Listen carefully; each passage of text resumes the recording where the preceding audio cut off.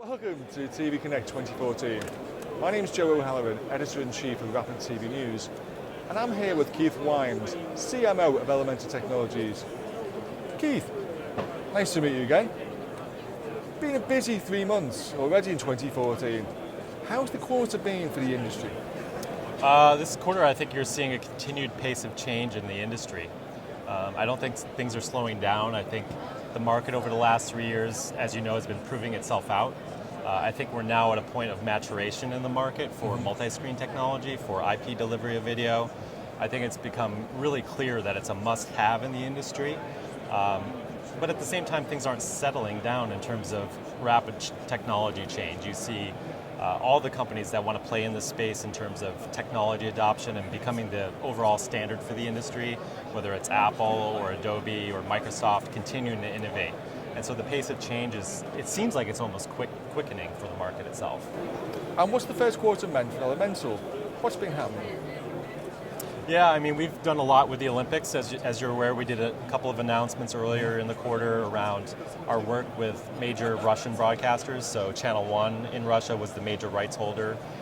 We did some technology demonstrations in terms of 4K with NTV Plus around the games and doing satellite transmission of 4K HEVC. And so that was great for us. And one of the things that we're doing, and we're going to announce in the next few days actually, is our framework for having software-defined video. We've been known primarily as a solution provider that is a software player but has a requirement on the underlying hardware of being a combination of CPU and graphics processors based, and that's been really good for us in the industry. It's given us a very clear differentiation in the industry and has allowed us to be adopted by the world's largest media brands. But there's also applications where it makes sense for our customers, and they're asking us to do this, to have our software actually run on pure CPU-based instances or virtualized machines, blade center environments. They may have existing infrastructure that they've purchased for other applications like OSS or database systems.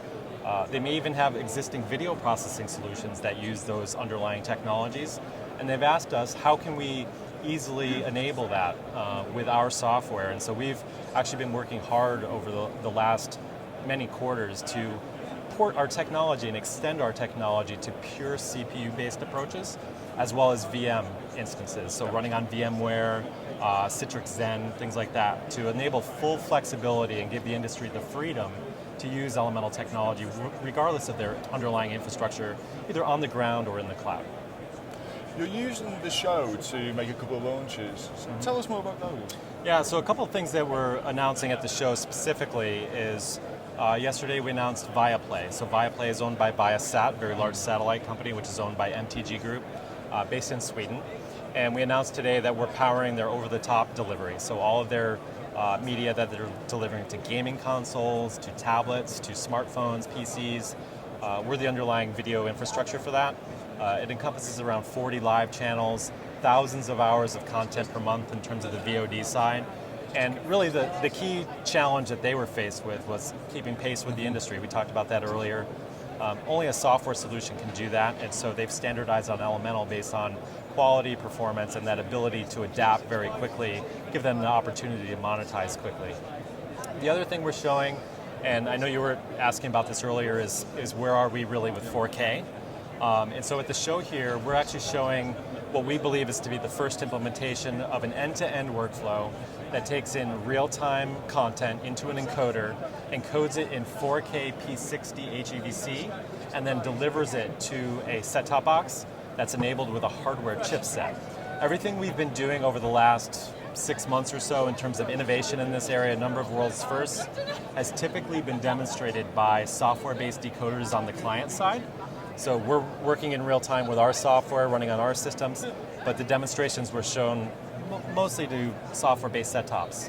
You mentioned there's 60 FPS. That's Yeah. an important point because there's a lack of standards. Do you think 60 FPS will be the standard? I think so, especially for sports content, right? If you're looking at demonstrations, you'll walk around the show floor, you'll see a lot of 4K content that's primarily focused on demonstrating 4K technology, so you'll see slow motion, nice color depth, but in reality, one of the big drivers for 4K is sports content.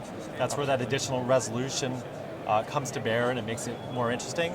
But if you're doing that type of innovation with a P24, which is great for movie content, or a P30, which is good for standard news, it's really not a great experience when you're doing sports content. So what we're showing is actually P60 end-to-end, going all the way to the TV set, essentially, as an end-to-end workflow. And it's the first time it's ever been shown working with a hardware-based decoder.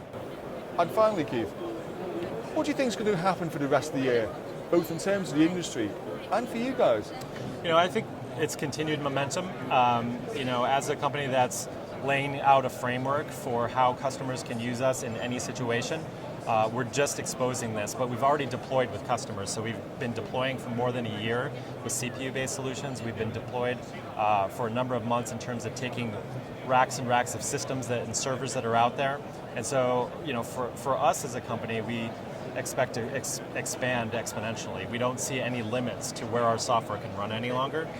For the industry in general, I think you're going to see the start of real trials of 4K and HEVC. The question is, what vertical within our industry is going to adopt it first? For us, it doesn't really matter. We are playing with satellite providers that are buying this technology now. We're playing with broadcast providers that are also buying 4K HEVC. We're actually selling this in the market today. And so that means that trials, real trials, are going to start later in the year once the chipsets are available on the decode side. Keeping it real. Keith, thank you very much. Thanks, Joe.